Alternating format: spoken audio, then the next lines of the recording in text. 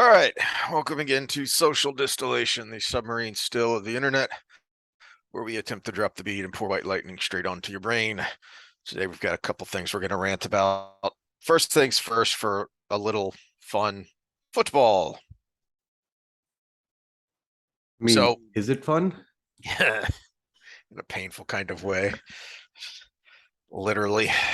I So did let's. predict the score of the Texans game without in as close a way as possible without actually saying it was going to be a 2020 tie. Because someone asked me on Thursday what I thought, and I said, well, we're a little better than last year, and they're a little worse than last year. So it's 50-50. You can't get any more 50-50 than a tie, man. Uh, Congratulations, Houston, on kissing your sister. But hey, you're not as bad as Dallas. You're Yeah, half a game better than Dallas. we're half a game better than two of the other teams in our division. We're tied for first with the team we tied. Ugh, so painful. So one of the things that got me on this subject is speaking of the Texans, is Watt and his long list of injuries over his career that is looking like his little brother is gonna be having the same thing. So I apologize to Pittsburgh fans for making TJ Watt my first defensive player picked in our NFL draft, our fantasy draft, because I am cursed. It's almost like they may train together in the off season.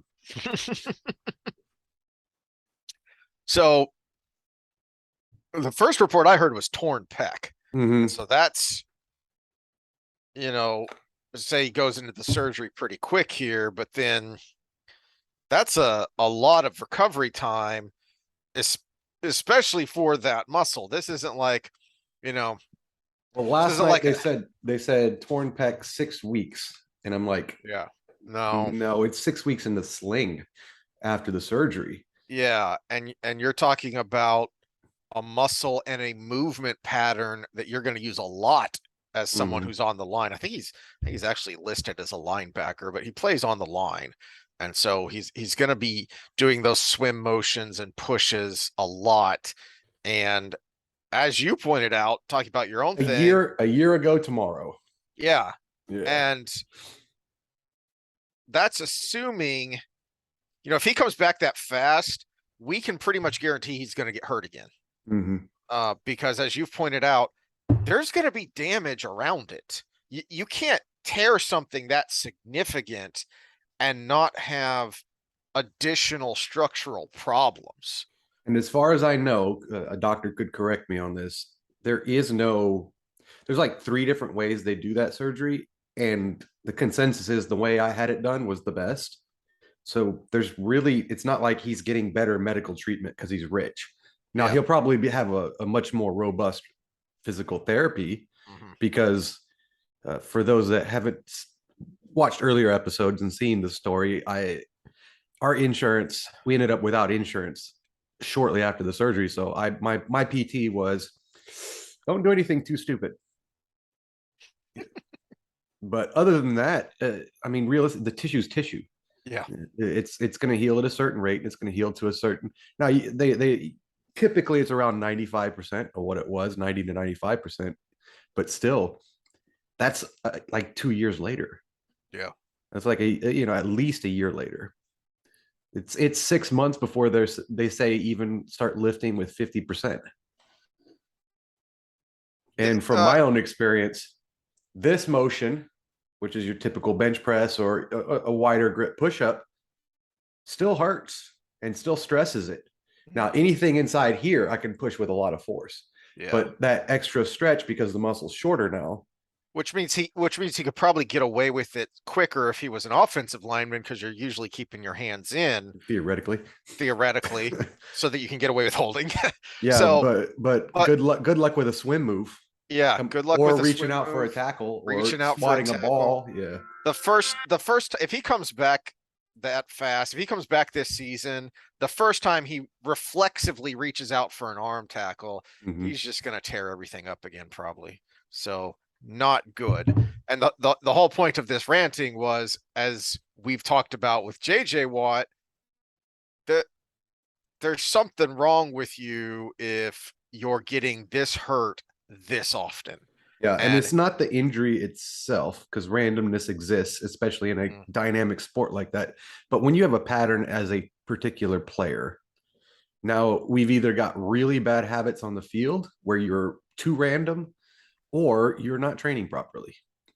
yeah, And when you, let me get the quote right, Gene Coleman, strength coach for the Astros since way back when they had Nolan Ryan, wow. uh, he's recently retired within the last few years. So the longest tenured strength coach in any major sport. Uh, his quote is something to the effect of never add power to dysfunction. Ooh, that is a good saying. And what we got with the Watts is we've got a lot of power. And Yeah. because of the history here, something along the line is not able to keep up with that power. And since we got two torn pecs in the family now, Hmm. it's probably, I would guess, they don't spend enough time in tendon development. That's just the easy that's the most obvious answer. Tendon development takes time under tension. That's where a lot of your high rep stuff comes in. Now it does develop with the higher force stuff, but not as fast as and you do need to do the high force stuff to develop it, but the muscle will outpace the tendon. And if you just focus on the power and the explosion, you will outpace your own body. And he could The jump on a refrigerator. Cool story, bro. cool story, bro. Yep.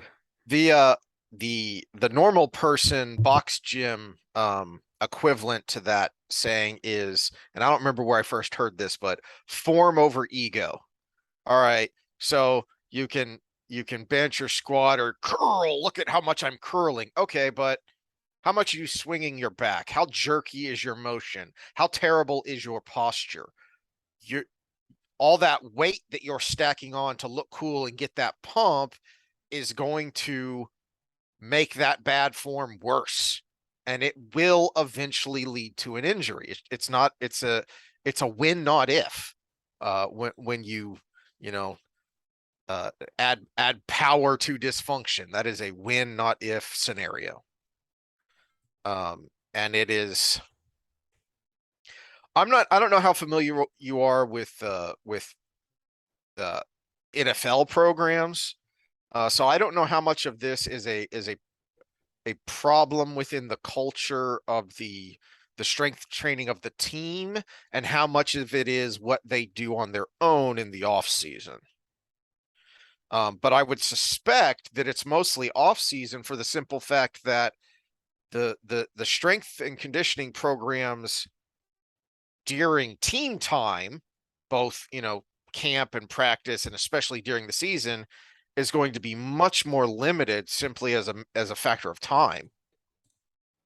Uh, a lot. It depends. Okay, so there's rules that they have to follow, and you see all the OTAs and uh, the optional workouts and stuff. That's like the first time that the actual team strength coach is allowed to touch the athletes. Yeah. And those rules are there for a reason because you got free agent movement, you've got rookies coming in, and they're all on different timelines.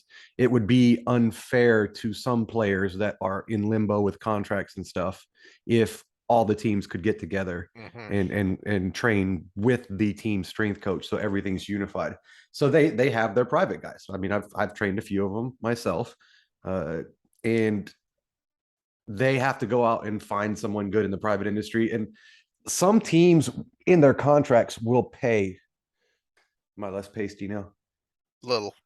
The sun just started shining in the window in front of me. But some teams will pay. And this is usually where I lose a client because I'm independent. I don't have a big giant 20,000 square foot facility with Yeah. fancy physical therapy and all the bells and whistles. So the teams that end up paying for it, they'll only go to those places. And but a lot of times the athletes just they either work with somebody they worked with through high school and college, or they go on a recommendation of one of their teammate friends, or Well, sometimes teammates will get together like Peyton Manning did with Wes Welker and his receivers. it's how you ended up keep getting baseball Hello, players, hello. pitchers especially. Yeah, I can hear you. Can you hear me? Oh, it's me. Hold on. How do I stop this? Okay, I was looking for something and it had music to it, so I turned my Ugh, volume down. option Uh, obnoxious. but I need to find out how to turn the volume off on this without turning. Did you hear everything I said? Yeah, I heard everything you said, Okay, cool. Hopefully it came through. and I didn't hear the annoying autoplay. I hate that. So I was Oh, looking I'm for I'm trying to something. think if it's a little graphic. Do you want to put something graphic on the let me Go see if I can for it. get let me see if I can get this without sound. I was looking for injury stuff. And the one of the first links I Oh, checked I can was just share CBS without sound, Sports. right? Yeah, I can one of the just first one of the first things I checked was CBS Sports, and it gives you the annoying pop up of disable your ad blocker. No, screw you. here we go. We got Oh no, the oh no. YouTubes here. So this is graphic warning. Here's your trigger warning.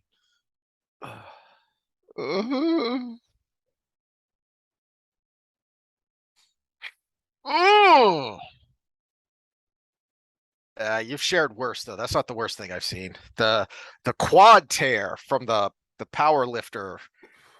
Ooh, that one was worse. Did the music come through for you?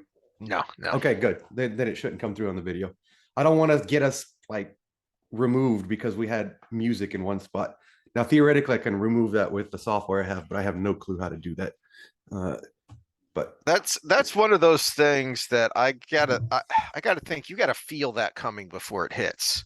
no, but So the reason I brought that one up and I thought of it was you were talking about form before ego. uh-huh. He had perfect form there. He didn't have the tissue to support it. Uh-huh. Uh-huh. Yeah. Yeah. That's why I say I feel like you gotta feel that coming. Like, okay, so I've got we talked about when we were showing squat form is I got funky knees from injuries and then exacerbated by the bad hips from sitting too much because of the bad back, and all that stiffness up the chain. So I got to be careful when I do leg work, especially certain movements, so I can feel it when it's starting to go, and you let go of the weight. Yeah, I don't well, keep pushing until that knee from gets all inflamed. experience, some you don't feel coming. And Yeah. with this tendon, there was no pain, there was no warning. It was just the weight was moving, and I just happened to be looking in that direction because I was checking my elbow position because I was focused on form, and I saw snap, and there was nothing to indicate Yeah. that that was going to happen. It was just Well, and we've kind of talked about this too. That's why we harp on this God, I'm trying to think of a word that's not because I was going to say holistic, and there are all sorts of annoying negative connotations, buzzword crap that goes along with that. But you've got to take the human mechanism in totality. It's why, like the first real fitness talk we did, you went through the different categories of wellness, of fitness, because all of these things combine together to make a healthy mechanism. And you can't ignore some of these things because, well, I need power, I need to be able to jump up on a fridge. Okay, yeah, cool story, bro, but there are going to be times where stuff happens and you're going to get hurt because you're pushing your body to the absolute limits of human activity. So injuries are going to happen. So you you have to mitigate the things you can mitigate. So the things that are within your power, by golly, you need to do that. You need to be able to, Robert Griffin III, do a vertical jump without your knees knocking together, mhm. because that's something you can address so that you don't have to worry about those injuries. And all you have to worry about are the things that are out of your control, which are out of your control. Well, this is also where there's more to a team than your teammates Mm-hmm. because there needed to be. I mean, I've harped on this, and it blows me away because any undergraduate strength and conditioning intern should have been able to see his jump and say, "Holy crap, we need to do something, or he's going to get hurt." Yeah. And the fact that nobody did, we can't say that. I should say, because he may have just not listened. Yeah. He could have been an asshole and said, "No, you're not telling me what I want to hear, so go away." But at the same time, this should have been something addressed beforehand, whether it was him or his team. And if he had college coaches worth anything, they should have been like, "No, you listen to our medical staff and you do what you need to do, because I'm not going to have a hurt player." Mm-hmm. And then even more so when he went to the Redskins, because they definitely should know better. You drafted him in the first round. He was a top 10 or a top 5 pick. I mean, he Mm-hmm. was up there. He was one of the first. I think it was Luck and then him. So he was like a top 3 pick, I think. And, and you're investing that much capital into him. How do you not invest the time to protect that asset, whatever it takes? And to your point of, well, maybe you just didn't listen. Well, yeah, that's a good point, because how many years have we been listening to analysts and former players talking about the correlation between the drop off in preseason play and the spike in early injuries in those first few weeks?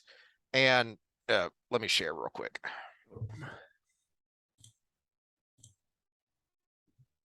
So to that point, where are you there? I mean, this is the week one, and this doesn't even count people that were hurt in preseason or in practice, like Tyron Smith of the Cowboys left tackle. He went out in a practice with a. I'm not. At first I heard it. I've heard knee and I've heard hamstring, and I'm not sure which is true because I haven't followed up on it. But he went out with a serious injury that's going to have him out for a while in practice, and the players fought to do less. All right, well, if you're gonna fight to do less because you're worried about injury and that ruining your paycheck, all right, that's a legitimate concern, but you have to balance that with, okay, but what risks are you taking down the road? Are you yourself going to compensate for that by increasing your personal uh outside of the facility work? Because now a lot of these are questionable, so maybe it's not a serious injury, but there's a lot of doubtfuls and a lot of outs here. And this scrolls down for quite some time. And you've got every team represented to one degree or another. Mm-hmm. Um, and some of these are big time injuries. Now again, some of them okay, well, that's oh, you know what? This may be week one before the game. This may be even before week one, because uh Dak Yeah, because Prescott's that not on because here. JJ was on there and JJ didn't play. Yeah. Yeah. Uh so it's gonna be even more later, but as I was gonna say, um so Dak Prescott broke his thumb because he smacked it against someone while he was throwing. Yeah, we Again, don't count those injuries. That's a contact injury. right. So to my point of, there are going to be times where events are out of your control, things just line up against you and it sucks. Okay, but what about the lat injury you had in practice that was undoubtedly a direct result of your shoulder injury? Mm-hmm. Those two things kind of connect. So why weren't you addressing that whole kinetic system while you were rehabbing that shoulder? Apparently you did something in your shoulder rehab that created an imbalance in your lat, Mm-hmm. and its attempt to compensate gave you a lat strain. You had uh now Well, that the could be even something as simple as, because you had the shoulder injury, you had a spasm in your lat, and because it was tighter, it was more likely to strain. uh-huh same thing with his calf injury. Now the previous season ankle break, which was a really nasty break, yeah, when you get hit like that, that's a contact injury. You got wrapped up, body's falling, that ankle breaks in a really nasty way. Okay. The following season, you had a calf strain. Is your calf connected to your ankle? I don't know. Maybe. It at least wraps around the ankle. Yeah. Mm-hmm. Technically So, not connected to the ankle. and these are the things that just drive me crazy of what is going on within the team structure, and who else is in your ear that you're not getting good advice and good information, or doing your own homework to address these kinds of things. Well, this is where you get into deeper water because now you're trying to figure out a way to assign blame, and there's too many things that muddy that up. Yeah. I mean, if you say no pun intended, there's a pun intended. But teams are hamstrung by the collective bargaining agreements. Mm-hmm. Mm-hmm. These players are independent contractors to some degree, and so they're responsible for their own health. And it's kind of it's one of those arguments where everybody picks a side, but you want to be like, no, both sides need to get a clue here. Yeah. Because the teams are spending a lot of money on these players and they have to work within certain rules to win. And their fan base wants them to win, who are the people funding this, basically. And the players want to get paid as they deserve, some more than they deserve, and they want to stay safe. So we've got this interplay here, but when you pick one camp or the other, this is just like we talk about with everything else. When you're a team player or you're a team owner, you ignore all the good arguments from either side. If you're team player, you just pretend the salary cap doesn't exist. Yeah. And in this situation, the players union is who bargained for them to have less OTAs and pre actual game interaction. So if I'm limited as your strength coach on how many interactions I have with you as my athlete, and also keep in mind I've got 90 athletes because practice squad guys and everybody are on there. I'm either prioritizing certain players, which would be unfair, or I just don't have enough time. Yeah. Yeah. I had a little over 20 swimmers, and now granted they're high school kids, so they were already at a disadvantage of being awful and awkward. But I mean, just trying to run a very basic strength program for a little, 20 to 25, that's a nightmare. And now granted you have a staff, but still you got a lot of people to cover. And so you're already limited in a time factor just on that, and now you're more limited. And that never made sense to me. I understand your concern with injuries and how that affects your paycheck. I don't understand why you then, instead of limiting your time outside of games, why didn't you fight for some sort of some baseline of injury protection in your salary? Well, because when you're team A or B, you're short-sighted. Yeah. All you see is exposures if you're the one exposed. Yeah. But if you're the one trying to create the plan, you understand that exposures to the right degree actually make you more robust. Yep. I mean, we take that approach with everything, with our kids and school and everything. And especially for this, you are in an inherently dangerous occupation. You are in an occupation that requires you to have violent collisions. So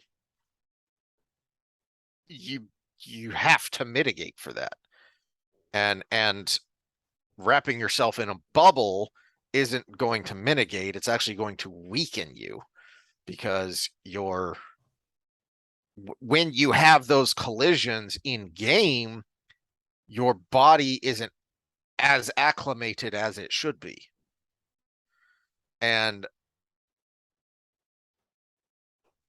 but it's just like a pitch count. You also have to limit those conditions, or you end up just wear and tear over time. it's like we talked about in our the last time we talked fitness, um, and and the point was to how did we phrase this? To stress your body under controlled conditions. Because when you get outside of the gym, and the example I used was the stairs behind you and your dogs that are literally bigger than my wife colliding into my leg while I'm trying to walk down. That is an uncontrolled condition, and I need the strength and stability to be able to resist falling on my butt or falling face forward onto my head. So when I'm in the gym, I have to do those single leg things that I hate because I can control the discomfort, I can control the stresses so that those uncontrolled situations are not as um uh not as much of a strain on my body so that I can cope. I got a great example of that from one of my clients, former clients. He's retired, but I need to knock on. Is this real wood? I need to knock on wood before I say this. Knock on your head. Oh, I have never had a client tear their ACL after I've trained them. I've had a lot of post rehabs that had already torn their ACL, but I've never had an athlete tear their ACL after I trained them. And except for one, I was an intern and he was in a group. So I was an intern assisting with that group and he tore his ACL. So I don't know how much responsibility I take there. But Did the kid that got hit head on in a kick return, did that not tear his ACL? no, Okay. but it was worse. But it But tore again, everything else. that was a Impact contact injury though. No, I think Well, he but actually had a PCL tear, okay, which is they but call that's it dashboard important. injury. That is important to add to what we're talking about here because the I think wasn't the dad who said the surgeon said it was the healthiest knee he'd ever repaired. Yes. Yeah. So when another element to this is when those things out of your control do happen, at least the recovery will go smoother, better, and If the you'll tissue is recover. robust underneath. Yeah, Yeah. and So you'll that's recover actually a great stronger. example too, but that's not the one I was thinking of because Yeah. this guy ended up not being injured. Uh he was playing in a preseason game and is a pitcher, but he had to hit and he was running bases and then the next hitter up uh knocked one just behind him and he was running from second to third and the guy dove for the ball which happened to be kind of going in between his legs at the time and a 220-pound man hit him in the side of the knee on the Woo. leg that was planted Oh no. and everybody went down and of course everybody rushed out on the field because he just got hit on the side of his knee by a 220-pound person as he was Yeah. sprinting. The guy bounced off and of course Jared's got legs for days. He squatted 500 just first day of off-season training camp. But yeah, he planted his leg and we worked so much on that anti-rotation that everything just fired at once and this 220 pounds just bounced right off of him. And the other guy ended up with a concussion or something. He got hurt, he got hurt more than the knee. And I would happen to be watching that one. And as soon as I figured out he was okay, I sent him a text that I knew he was going to get later. I said, "Oh, those leg circuits sure are horrible now." And he hated them. Of course, he bitched and moaned about everything we did, but yeah, it's grueling to go through. But it develops that tissue, and it works on that resistance to the bad movement, which is that rotation in of the knee that would have happened had he not been robust there. So yeah, there are things we do in the off season that I know it's going to blow everybody's mind that actually can keep you more healthy when you play your sport, and they look nothing like the sport you play. Yep. Yeah, it's not all about direct performance. In fact, we avoid movements that you actually do when you play because your body needs rest. Who is it who says this? Oh, Jason Whitlock, because he was ranting about Prescott being overrated again, which he ranted about in the offseason, and he was right. And one of his criticisms is how often he's been injured. And he has a saying that I love, and I don't know if he got it from somewhere else, but availability is the greatest ability.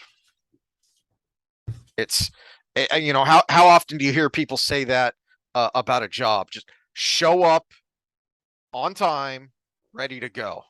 That will get you noticed and promoted faster than anything else. And to this particular example, okay, you've got all this JJ Watt, TJ Watt, you've got all this incredible athletic skill for your position and for what you need to do. It doesn't matter if you're not on the field. Yeah, I mean, again, you can jump on a fridge, but are you playing? Mm-hmm. Yeah, you are the most explosive force on the field when you're out there, but that doesn't help me if you're not out there. That doesn't help you if you're not out there. Yeah. I still seriously have doubts about his. I think he still will end up a Hall of Famer, but I actually think that's because of the off the field stuff he's done. Because when you take his body of work, you've got 5 years of play. He's been playing for longer than 5 years, but you've got 5 years of play, Mm-hmm. and 3 of them are amazing. And then 2 are injury riddled, and then the rest are he's not even playing. Yeah. It's to me, that's not a Hall of Fame career, except for his off the field, which is great because he's been an inspiration for a lot on that kind of stuff. But Mm-hmm. when we're talking pure play, he's not helping his team. I bitched and moaned. People would get mad at me because I would bitch and moan about him as a Texans fan. And my only answer was he's $100 million sitting on the bench, Mm-hmm. injured again. Availability is the greatest ability. I like Especially if that. you're taking up that much of the salary cap. Oh yeah. All right. Well, that's all the ranting I have on that. Let's pause for a second. Well, let me do one more NFL Okay. thing that's really short. Because I sent you a text on this. Did anybody else notice the overcorrection on the patriotic front? Part of that was it being so close to 9/11, obviously. Yeah. But it was just as in your face as they made Kaepernick a few years Mm-hmm. ago in the reverse direction. I think they've gotten a clue. And there's an answer to that, but you got to be careful with how you do it. Is we have to support that because reward them when they do what their base wants. Mm-hmm. But at the same time, you don't want to be a codependent relationship with somebody where they do their stupid bullshit until you're about to leave and then they love bomb you. Right. Yeah. Yeah. Oh, everything's better now. No, it's not. No, it's not. No, it's No, not. we appreciate the direction you've gone, but we're going to hold you accountable if you start sliding again. Mm-hmm. And it's if you're in a relationship with a super narcissistic person, get out.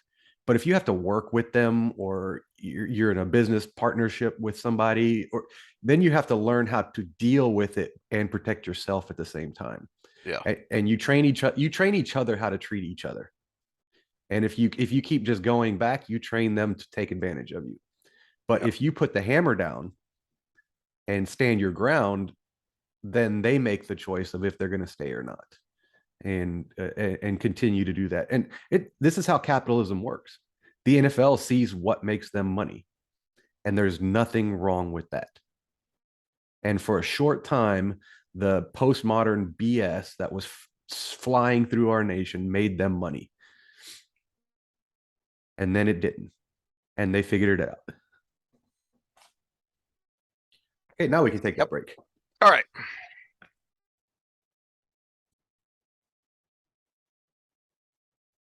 All right. So shifting to a different kind of fitness related topic. Let me start off here with some ranting to set the stage for why I wanted to talk about this. We're going to talk about childhood obesity in particular, but it also relates to just obesity in general.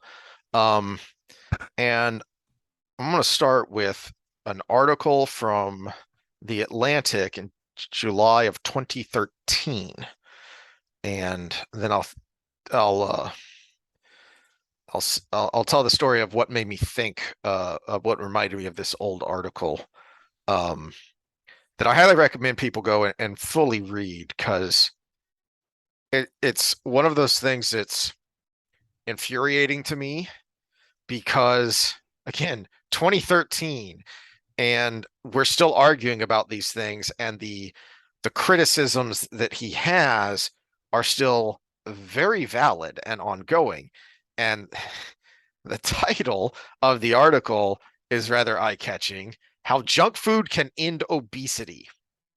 Demonizing processed food may be dooming many to obesity and disease. Could embracing the drive-through make us healthier? Okay, and he sets the stage right away with what he's talking about. Late last year, in a small health food eatery called Cafe Sprouts in Oberlin, Ohio, I had what may well have been the most wholesome beverage of my life. The friendly server patiently guided me to an apple, blueberry, kale, carrot smoothie juice combination, which she spent the next several minutes preparing, mostly by shepherding farm fresh produce into machinery. The result was tasty, but at 300 calories by my rough calculation in a 16-ounce cup, it was more than my diet could regularly absorb without consequences. Nor was I about to make a habit of $9 shakes, healthy or not. Inspired by the experience nonetheless, I tried again 2 months later at LA's Real Food Daily, a popular vegan restaurant near Hollywood. I was initially wary of a low-calorie juice made almost entirely from green vegetables, but the server assured me it was a popular treat. I like to brag that I can eat anything, and I scarf down all sorts of raw vegetables like candy, but I could stomach only about a third of this oddly foamy, bitter concoction. It smelled like lawn clippings and tasted like liquid celery. It goes for $7.95, and I waited 10 minutes for it. I finally hit the sweet spot just a few weeks later in Chicago with a delicious blueberry pomegranate smoothie that rang in at a relatively modest 220 calories. It cost $3 and took only seconds to make. Best of all, I'll be able to get this concoction just about anywhere. Thanks, McDonald's. Pause there for a second. Do you have any thoughts on any of that so far? Oh, no, keep going. I mean, I do have thoughts. I don't know where you're going with Yeah. this. I got all the technical stuff that I thought we were going to go down, but first of all, Well, we call it's not popular in my industry, but there's a certain group of us that call smoothies. We put them in the trap foods you. because trap foods are, for those that don't know what they are, they're foods that are inherently healthy, but at the same time, if you're trying to lose weight and your ultimate goal is to drop some lbs, Mhm. uh they add up really quickly. Another It, good example is yeah. almonds. People are like, almonds are healthy, can I eat almonds? Yes, almonds are healthy, but this much is a Yeah. serving. So So yes, you have to track it. 300 calories for a 16-ounce cup. That's a soda. That's okay. Yes, it's not an empty calories because you're getting all these vitamins and minerals, Mm-hmm. but calorically, that's a soda. And liquid calories are especially traps because they're so easy to down so quickly. And because it's liquid, your body absorbs it very quickly. So they don't give you any sense of fullness. Mm-hmm. Well, and Eh, the other part of it, I'm wondering what they put in this 16-ounce cup to be 300 calories. Yeah. Because if it was all produce, it wouldn't be. You have to eat. Well, I mean, but again, you're condensing it down by juicing it, basically. But at the same time, this is one of the difficult things about our industry is because they reinvent the wheel, make it overcomplicated. And is it better for you in some ways? Yeah. If we look at one variable, all the vitamins and minerals you just Uh-huh. ingested, it is better for you.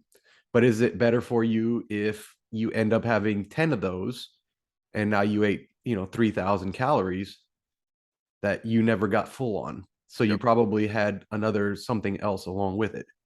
So it's again, we have to have a nuanced conversation, but we can't overcomplicate it either. Right.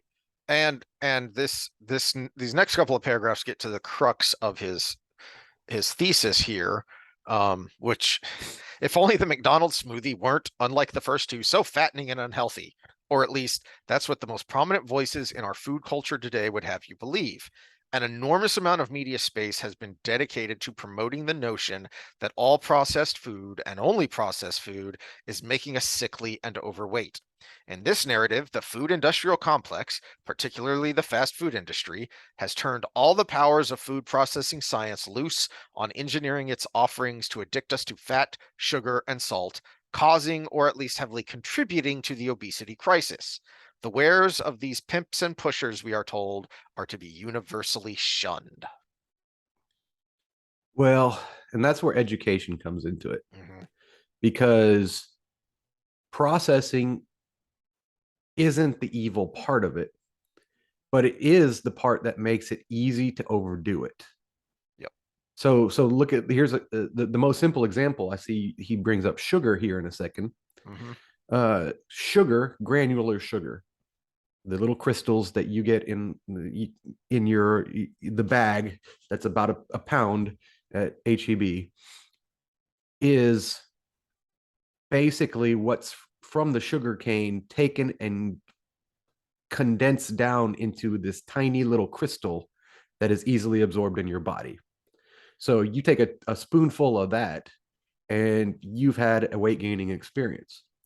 But if you gnaw on a sugar cane all day long, you taste the sweet, but you don't get a whole lot of calories out of it because it hasn't been condensed into a crystallized form. So it's the availability that processing offers Mhm. that is the bad thing. It's not the processing itself.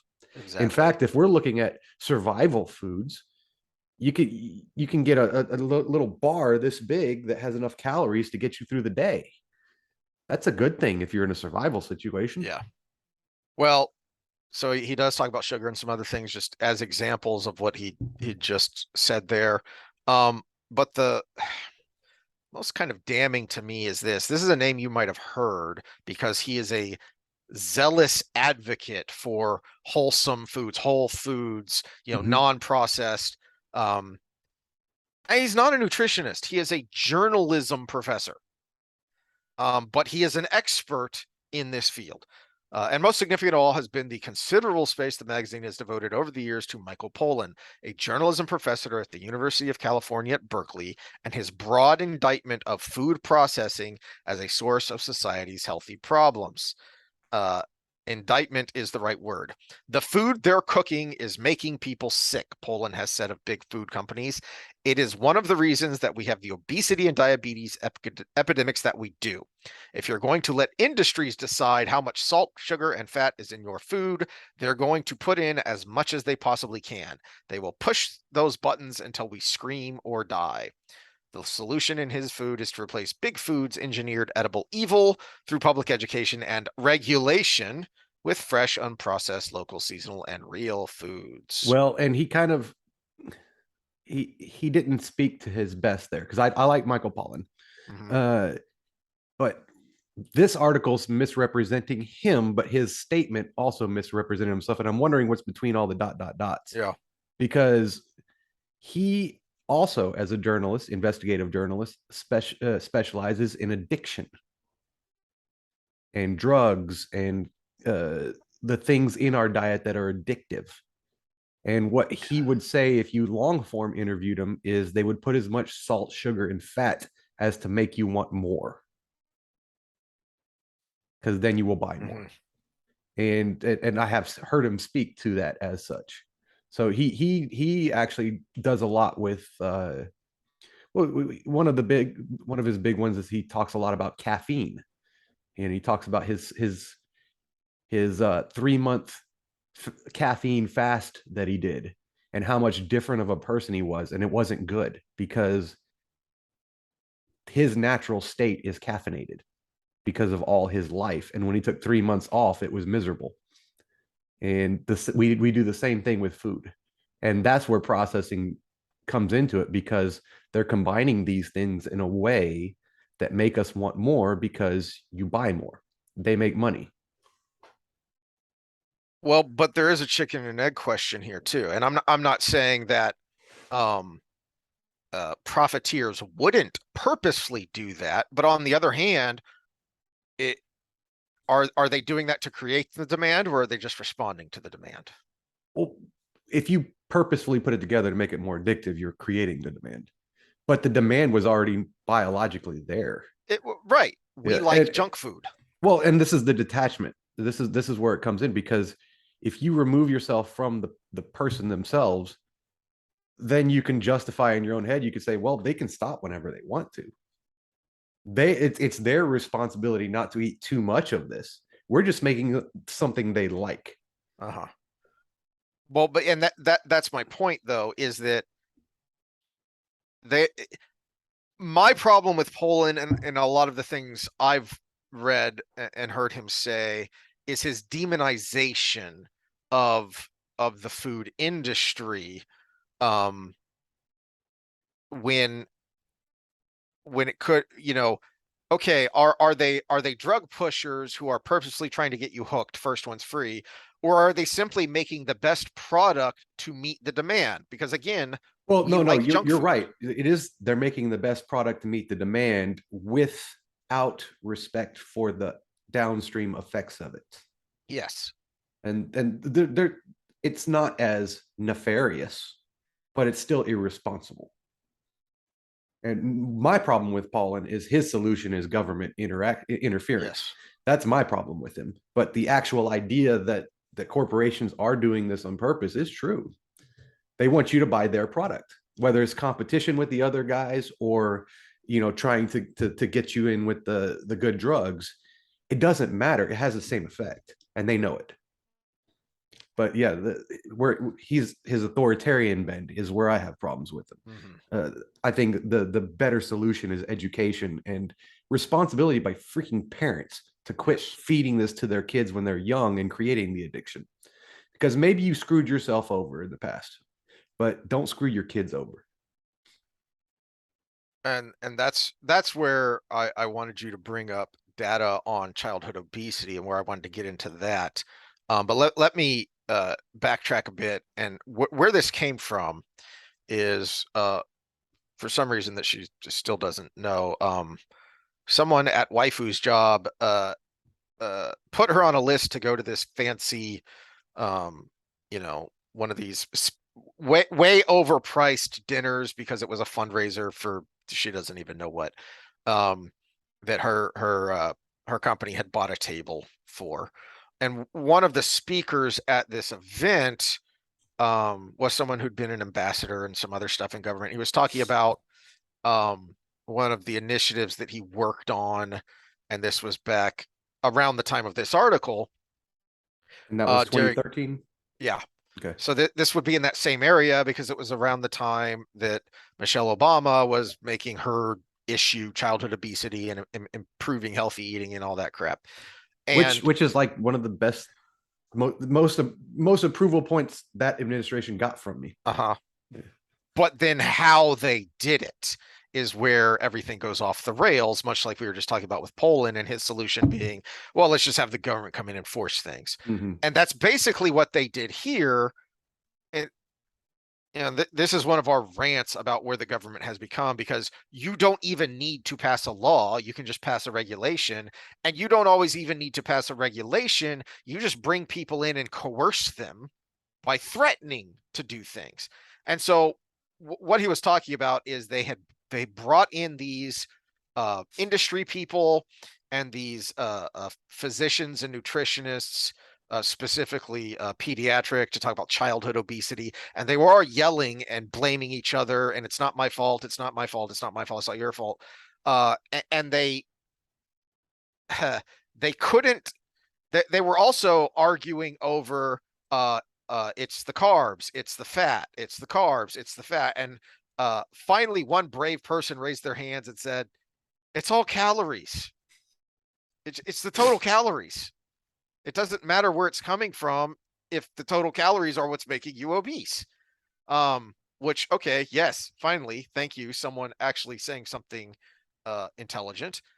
But then their solution to that was, and this is where she got mad relating the story, their solution to that was these industry people agreeing to cut their uh cut their calories in their products by a third over like a 10-year period or something like that, which, the tinfoil hat me says, oh, and look, we have a looming food crisis from a shortage, but whatever.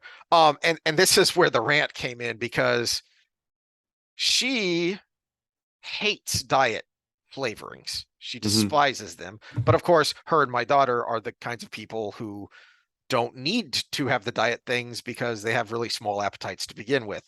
So it drives her crazy when she goes into as a specific example, she cannot find Capri Suns anymore that are just regular. They are all uh diet or low sugar. Now the low sugar she wouldn't have a problem with, and I don't either, except they compensate for reducing the sugar by adding in an artificial sweetener, which if you don't like those flavors, you're going to notice immediately and say, ew, that's gross. So there's their solution was to treat people like idiots who can't make their own decisions. And so there's no longer the choice of the full calorie normal flavoring or the lower calorie option. And he goes into that in this article later on, uh, talking about, and that was my rant when she was relating the story to me is, whose fault is it, the industry or the, but ultimately it's the person shoving the calories into their mouth. And so Ultimately, to some ultimately, degree, yeah. I and mean, so one of the addiction sucks. examples, yes, addiction does suck, but ultimately the choice is yours, even if the choice is I need someone else to help me because I'm addicted. Hmm. Um, so one of the examples, can't remember the name of this author,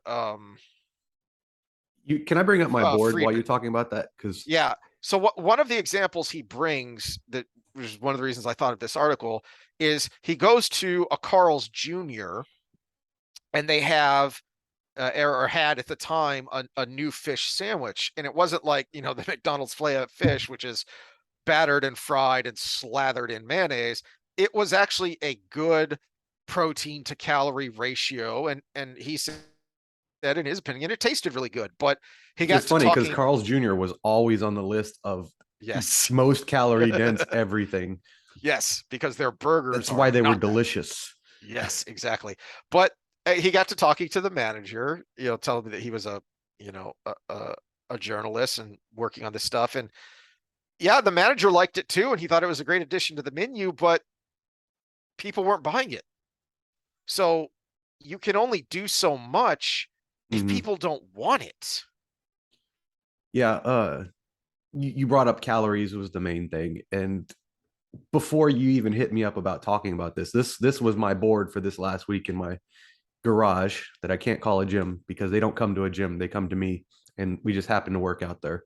But yeah, we've I think we have brought this study up in one of A the past episodes, couple of but times, yeah. meta-analysis of 2014 in JAMA, all diets work within 2 kilograms of each other over a 12-month follow-up. And this study was huge, 20,000 papers reviewed, 42 of the most popular diets were all considered, and they had to have at least a 3-month follow-up.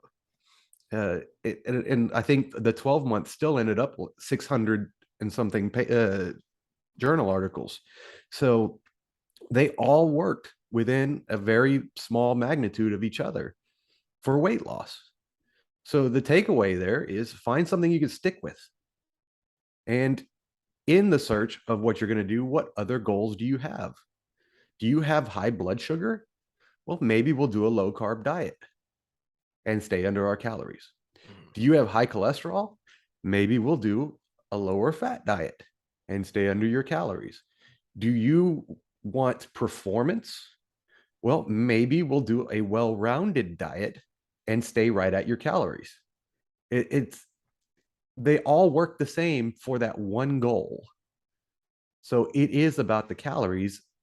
Now we can get into the differences between protein and fat and carbohydrates and how they're used for energy. But at the same time, the big picture approach is they all worked. Mhm. Now there's a part two. I'm going to put that up this week to that. But that's where you do get into some of the differences between protein and fats and Right. but again, it's what are your other goals?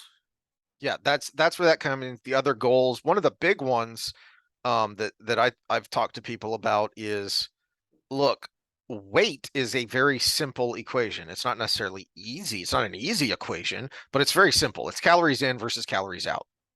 That's it. Are you in deficit? You're going to lose weight. Are you at an equilibrium? You're going to maintain. Are you going over? You're going to gain weight. It's that simple. Now, where a lot of these kind of fad or other types of diets come in is they can affect body composition more quickly than if you're just watching your calories. But as you point out, ultimately, No, no, in the end, I'm gonna come in okay. with a different approach to that because where most of these diets with gimmicks work Mhm. is they affect your intake. Gluten-free diet. You've been eating bread and cheese and pasta for all your life, and you go to a gluten-free diet, Mhm. you stop eating as much because all of a sudden you can't eat bread and cheese and pasta until you figure out all the substitutes for it you can eat. Here's the best example of it: bariatric surgery. They basically make it to where your stomach can't hold any food because it's smaller. Either whether they clip it, they put the ring, or they actually cut it out like they used to in the old days. You have a smaller stomach for all intents and purposes. You can't eat as much. So you stop eating as much because you're full until you learn to graze. And almost, it's a very high percent. It's like 70 something percent. People gain the weight back even though they got this tiny stomach because they learn to graze. And guess what's a bad habit of overweight people to begin with? Grazing. So you already have this skill that you just hone because now you have to do it. It doesn't matter. Calories in, calories out. But what these gimmicks do, like the surgery, like the gluten free, the Whole 30, where you basically can't eat anything that's not, you know, 10 times the price because it says organic and natural on it. You lose the ability to eat as much because you've lost options. But then you either quit or you figure out what within that realm of options you have that you like and you just eat more of it anyways. If I did a diet analysis on somebody and they gave me, I see something that they eat constantly, like 20% of their diet is this one thing. I could make a diet that just says the no cheese diet. And this person that eats 20% of their calories in cheese automatically loses 20% of their calories. When I first started out working in a box gym, I had a very very handy illustration because there was a Starbucks right across the parking lot, so I could point out the windows, the front windows, and say when I'm talking about diet, and I say, okay, how often do you go to that or something like it, and do you look at the calories that you're drinking? Because a lot of those things, when you start adding the mocha latte cream, blah blah, I mean, you're getting into the hundred. You're drinking a couple of sodas in that. Well, it's just coffee. No, it's not. I always this is something I've had to deal with because I've had a lot of mommy groups, suburban mommies to be specific. Coffee makes you fat. Like, no, there's nothing in coffee that makes you fat. There are a shit ton of things that you put in your coffee that are making you fat. Your coffee is white. Coffee is not white. Coffee comes out very dark if you don't put anything into it. Coffee doesn't make you fat, but how much wine do you drink? Just one glass, and it's the glass is this big.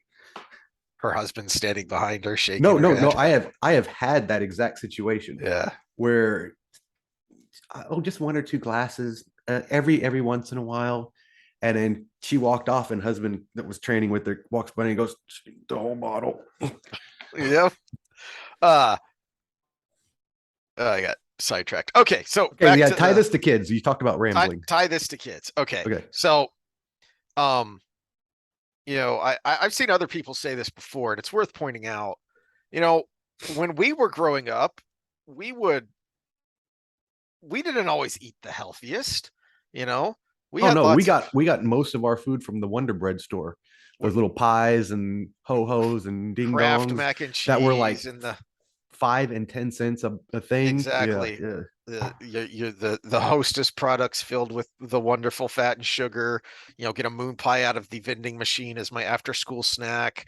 uh you know McDonald's existed back then, but you know what else we had? Outdoors. For crying out loud, you know what they called free play back in our day? Play. That's it was just go out and play. Yeah. That's what we did. We played year-round sports. We went out with now I used to yell at my kids when they were younger, get out of the house and go play. And then I realized, oh, there's no one to play with. Mm-hmm. You got a park with all this stuff out there, and they're the only ones out there. The kids aren't out there. Tell them to Well, go and not outside. only that, in large parts of this country, not where we live, but in large parts of this country, if you just let your kid go to the park, you can go to jail. Mhm. You can't let them just go unless you're there sitting there watching them the whole time. Yeah. Yeah. So that's why I asked about not just childhood obesity, because you can find numbers easily enough, but how much does the literature actually look at activity level? Because it's more than just your caloric intake. Again, calories in versus calories out. It's a simple equation. So, okay, you're eating all this junk food, but you're a kid, so you have a high metabolism and you're, you know, playing sports year round and going outside to play when you're not playing a sport, you have an actual recess and an actual PE. So how much are you burning? When you hit me up with that, I had already had this open on my screen because I was looking at the monetary costs of obesity in Mm. the country. And this is 2015 for those that saw it there. Brookings Institute, biggest uh, kind of analysis of this subject that I'd seen in a long time. But this was children. That right there, if you take a level across, is about 16 to 17%. Sorry, I'm just getting over a cold, by the way. So 16 to 17%, 12.7 million. And this is CDC numbers. Well, if we go to the current CDC numbers, if I can take this out of the way, we went from about 17% to 19%, almost 20%.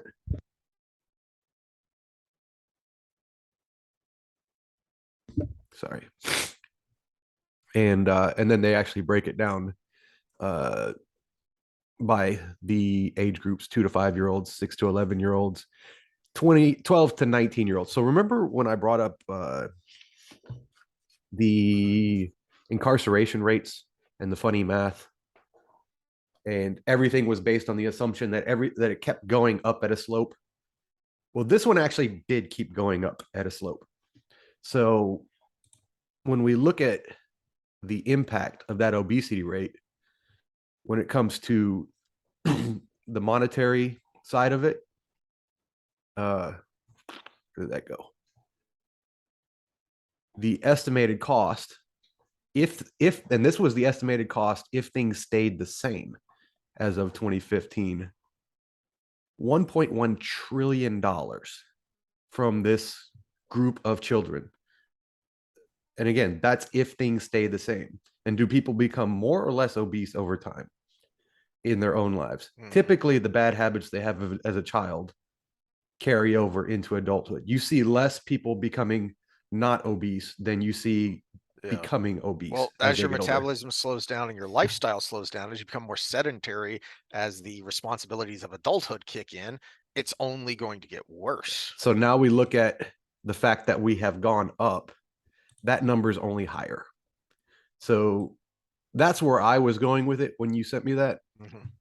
But as far as, well, crap. Did I get rid of that one? No, here it is.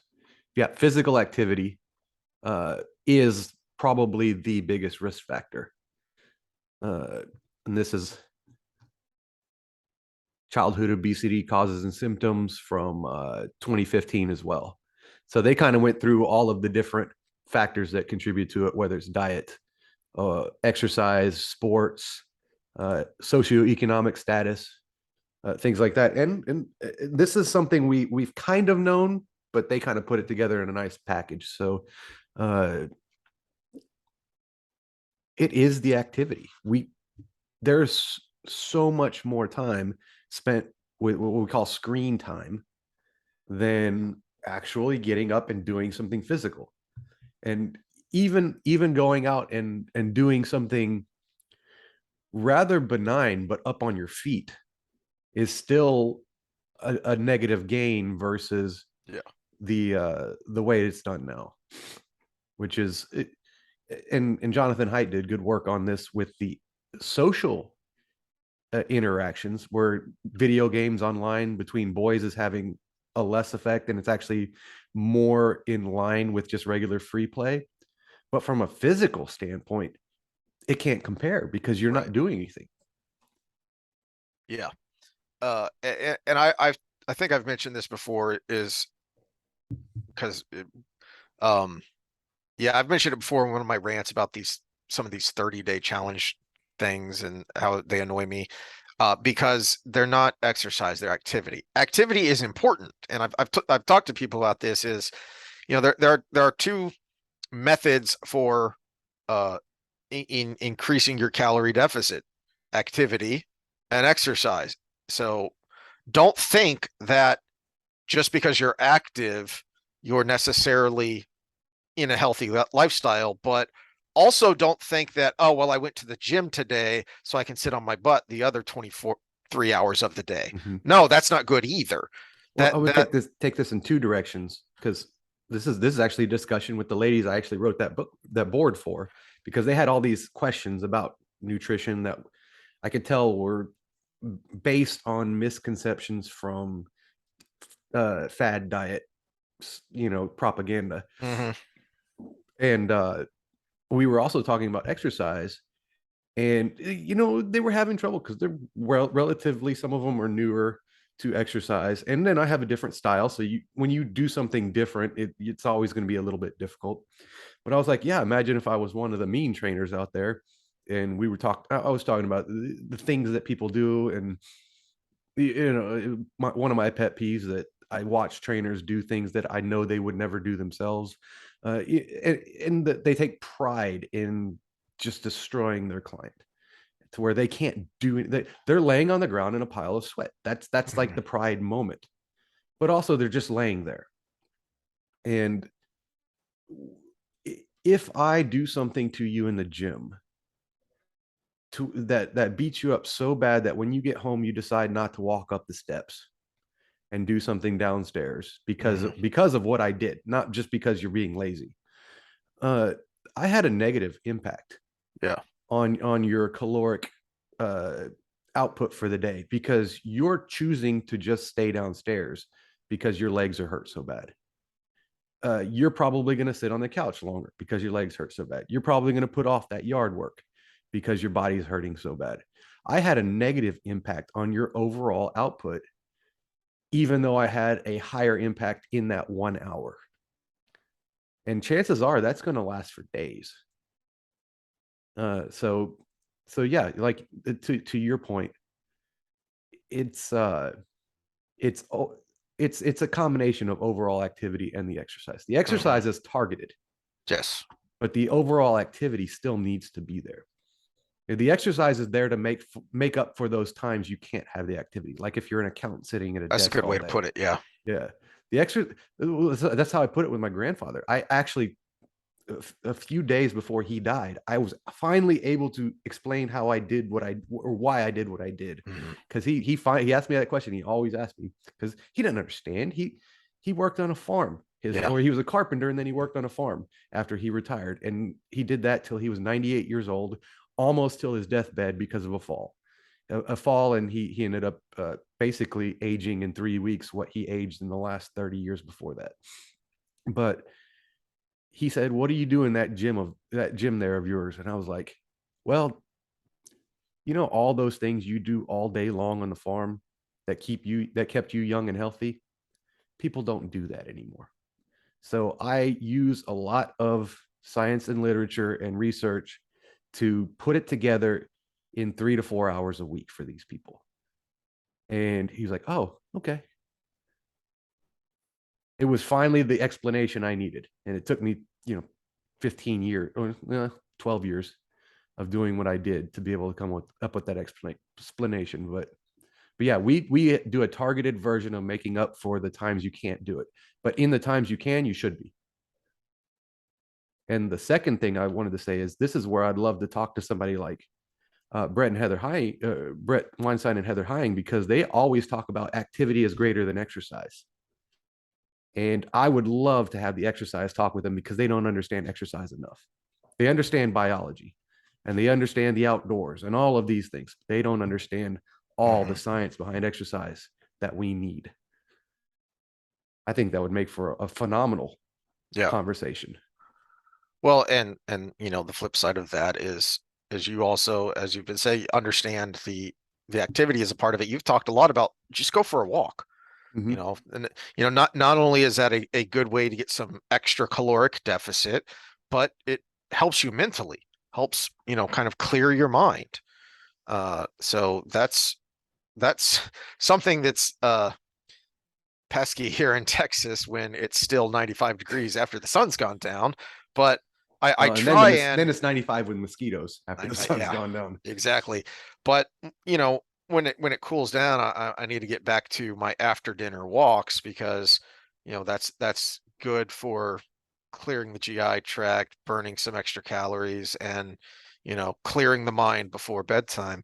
So I want to bring up this article one last time, and because you Well, mentioned I would say even on top of that, look at the little things in your daily life that you can kind of sneak in there. So I live in suburbia, and there's me and one other family on the block. They do it as a whole family, which is kind of cool. One other family on the block that do our own freaking lawn. Mhm, mhm. If barring time, maybe if you're out of town a lot or whatever, and it makes it difficult. But if you have 2 hours a week that you could commit to it, start doing your own yard work. It's not rocket science. You push a mower in a whatever pattern you choose, and it cuts the grass. Yeah, You know, Edging's a little bit more difficult, and if you're yeah. if you're I kind of soft, wear I long have to pants. do it But in phases because I've got a broken neck, but I do it. And doing it in phases is better than not doing it at all. mhm. So I usually have to split up the mowing front yard, and then the next day I'll do the backyard, and I can usually get all the edging done in one day. So I'll do that the next day. Because I know I need the activity.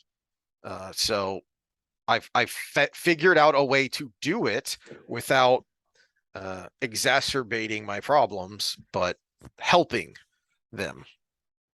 Okay, so my final thoughts on this article here.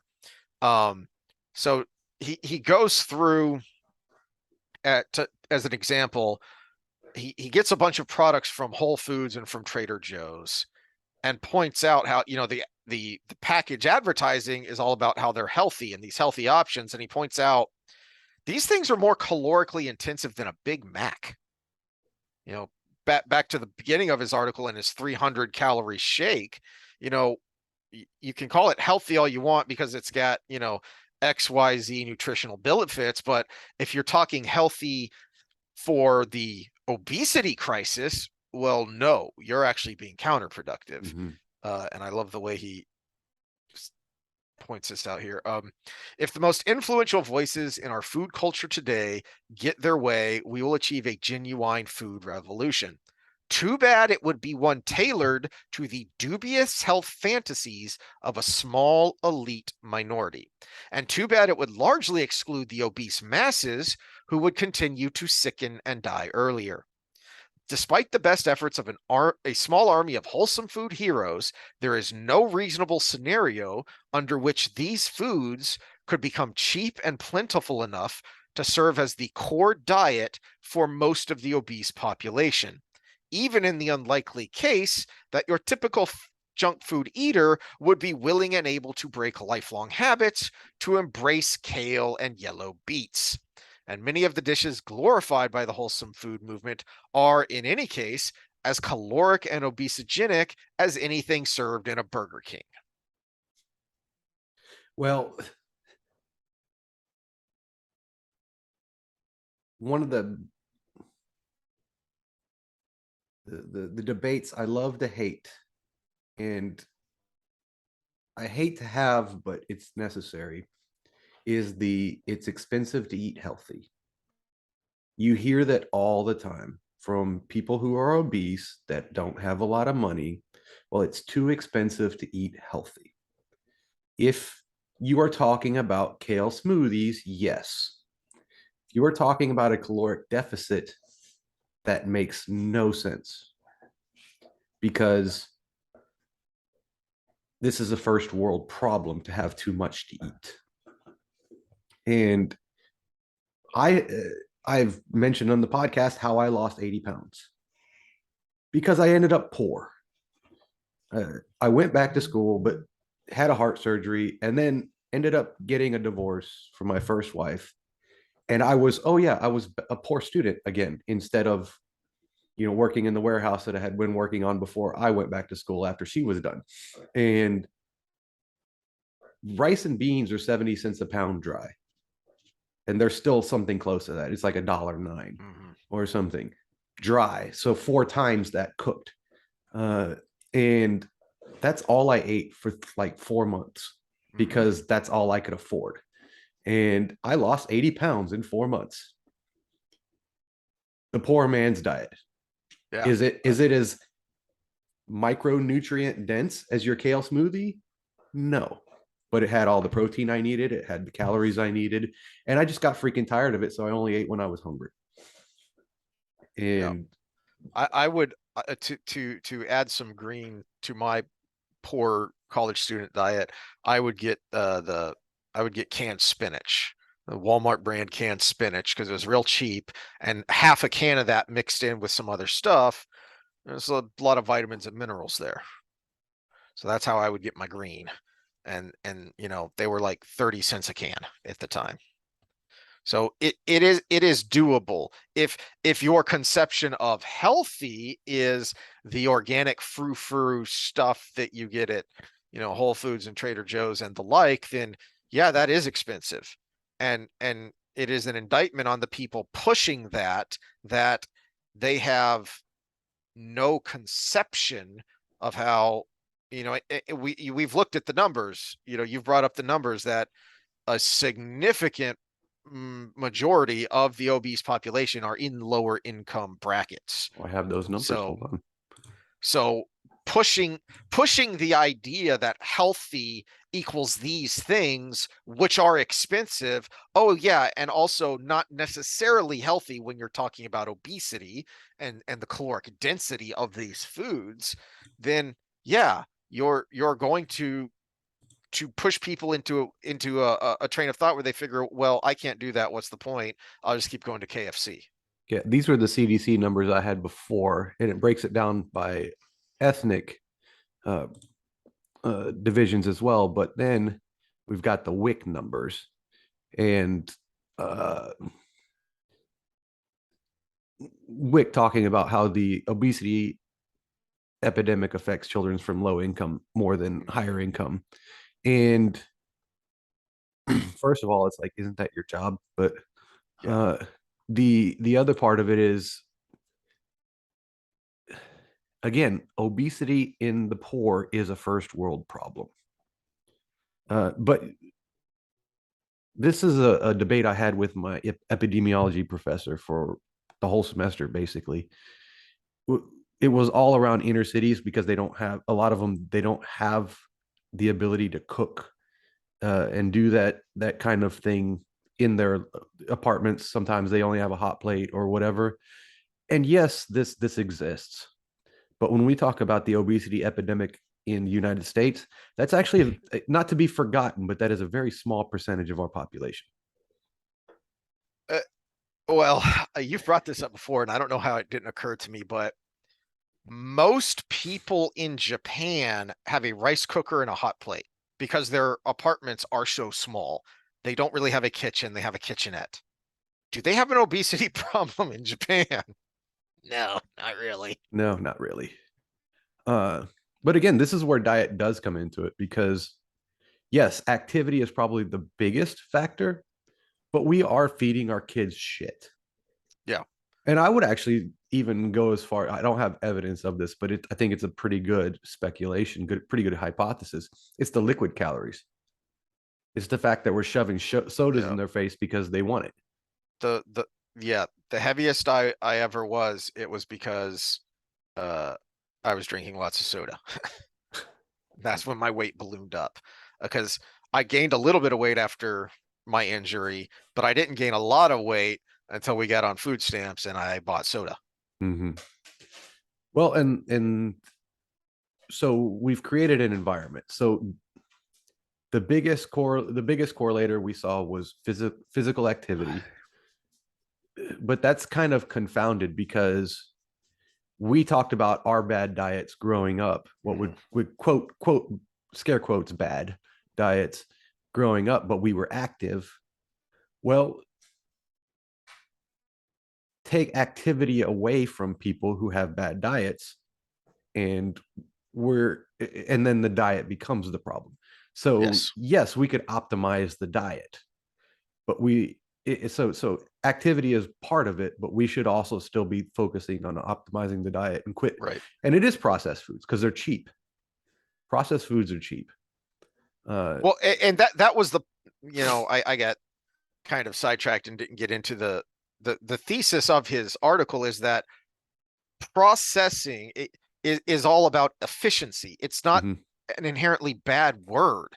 It's all right. As we talked Which about. therein is the problem though, Mhm. So because what are you making more efficiently? Are you making, um healthier options more efficiently, or are you making the Oreos more efficiently? Right? remember deep down inside the problem isn't food, it's the availability of food. We're designed to have to work for it. And Michael Huberman says dopamine without effort is the problem. Well, everything without effort is the problem, realistically. And dopamine comes into it because that's the addictive part of food. You're getting that dopamine hit from that Oreo with something you didn't have to hunt down and kill or dig out of the ground and then clean off. Fight off angry bees so you can get that sugar rush from the honey. Mm-hmm. Well, how do we want to wrap this up here? Because it kind of got started on a rant and then just got more ranty. But the Colin point was, Kaepernick. oh well, I don't know what that has to do with anything except to make me more angry. Oh, Uh, I brought up the minority oh, numbers, and ugh. so remember, people, I gutted through his documentary Mhm, series. Oh, that's not the right one. Well, we got this number right here, which is significantly higher than this number right here. mhm, And you ask your postmoderns, they'll say it's because of systemic oppression or whatever. yeah. Which I guess they're actually higher on the oppression or lower on the oppression hierarchy than another group at that Yep. point. But culture, culture plays into this. This is where diet does come into this because both of those subgroup cultures are just as active, if not more so, than non-Hispanic white kids. This is where you can see evidence of diet. What also comes with culture? Food. Mhm, And one of the things about Cap was in his documentary was there's this inherent thing that he had this cultural attraction to the foods of these people that he went to visit in this low income neighborhood that his white parents couldn't get for him and they couldn't understand. He couldn't understand it till that moment. oh, Why jeez. why tell your kid that? Why tell the youth of America that? We're all human beings. We develop taste by what we experience. We don't have this inherent thing that makes us one way or the other. That yeah, I kind of ranted about this when I talked way back when I talked about the Netflix show High on the Hog because it was so focused on race when it annoyed me. But there are commonalities. Where race comes into it is because historically uh, the black population in America has been in the lower income scale.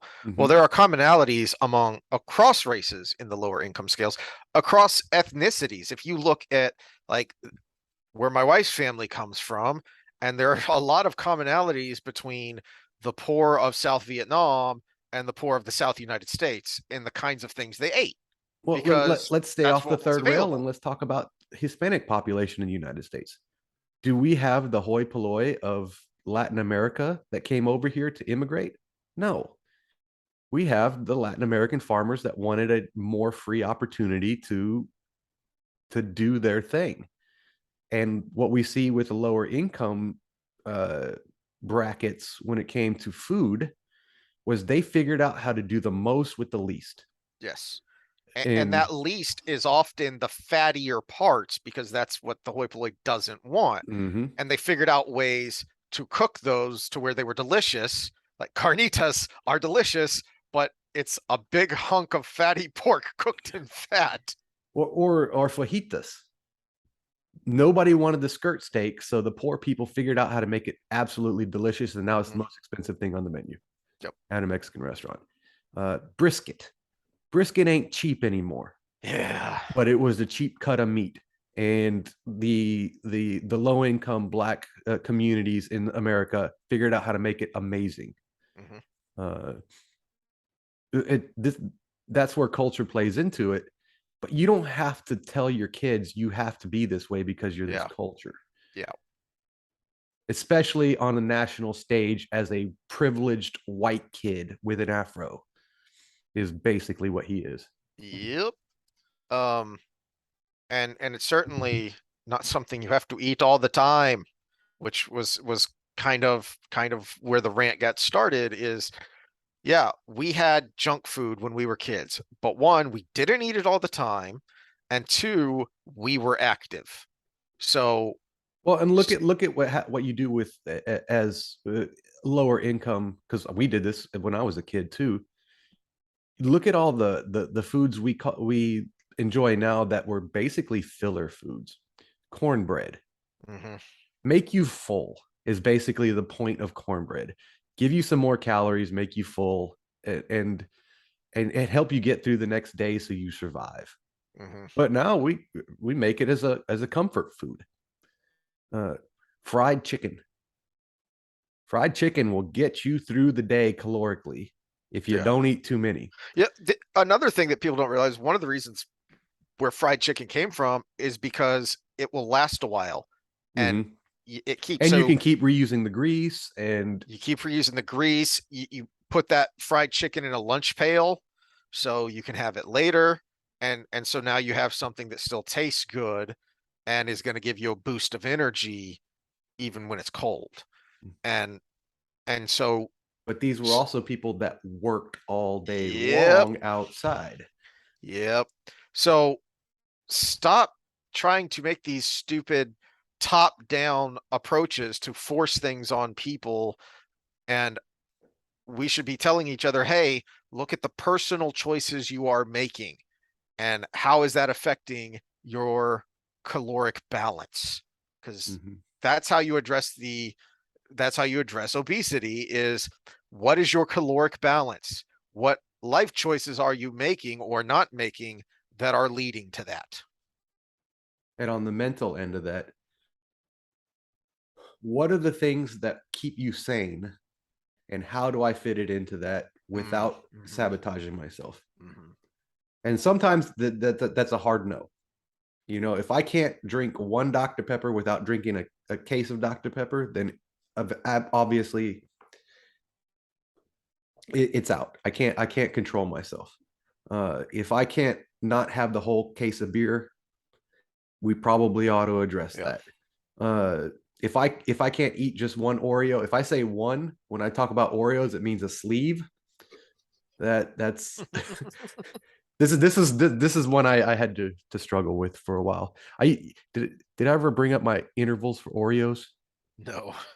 So I went through another slight weight gain and then loss early in my this career, where I gained the baby weight with my wife when she was pregnant with Ben, and then he popped out and she lost it all with one push, and I had still all the baby weight because I never had a baby, and I said I got to lose the weight. My income's going down because people don't trust a fat trainer. And I wasn't fat, but I was getting a little bit pudgy.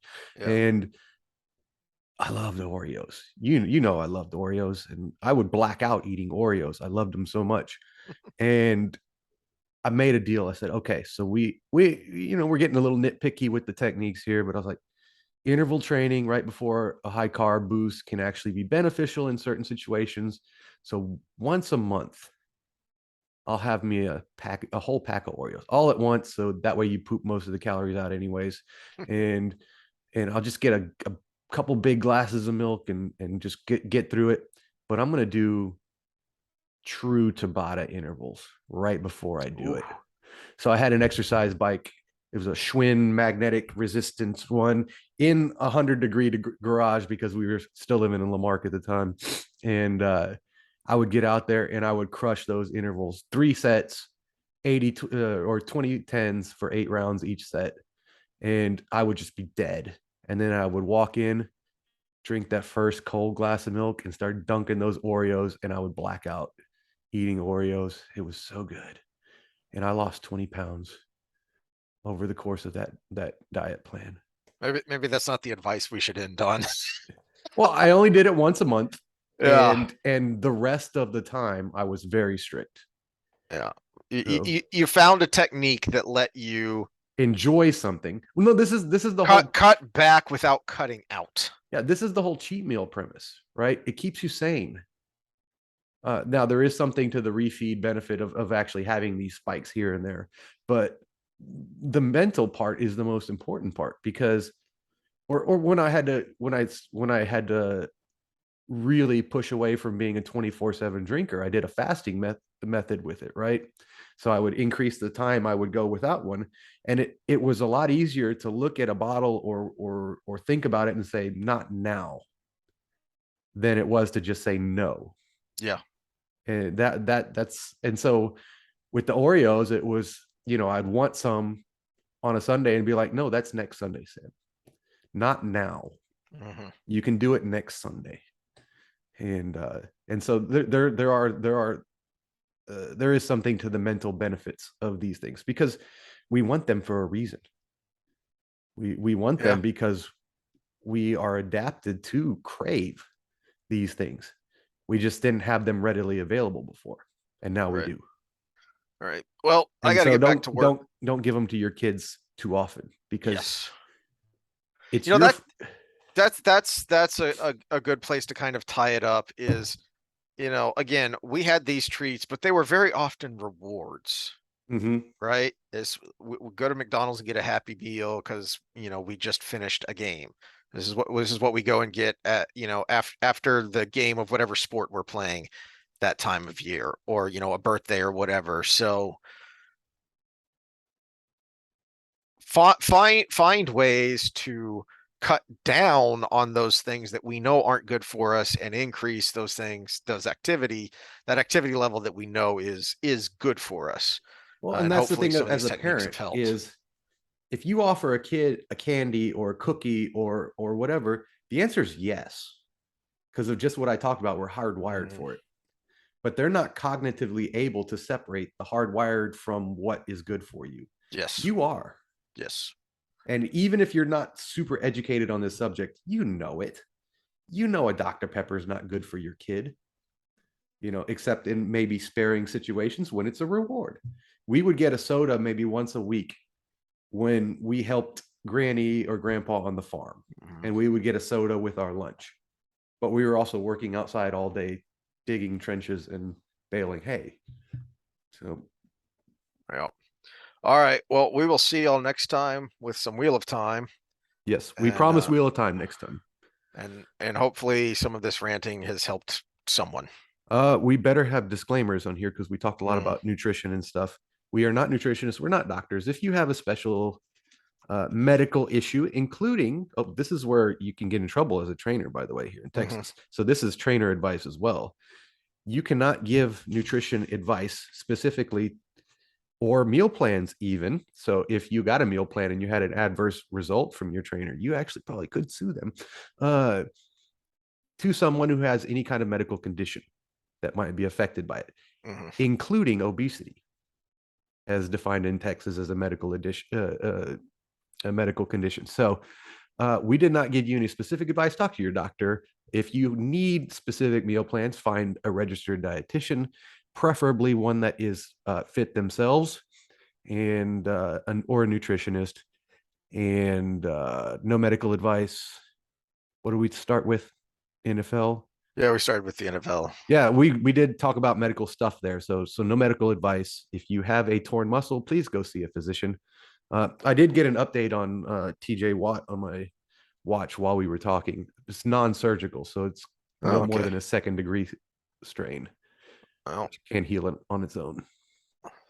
maybe I'll keep him on my bench for a while then. All right. Anything else?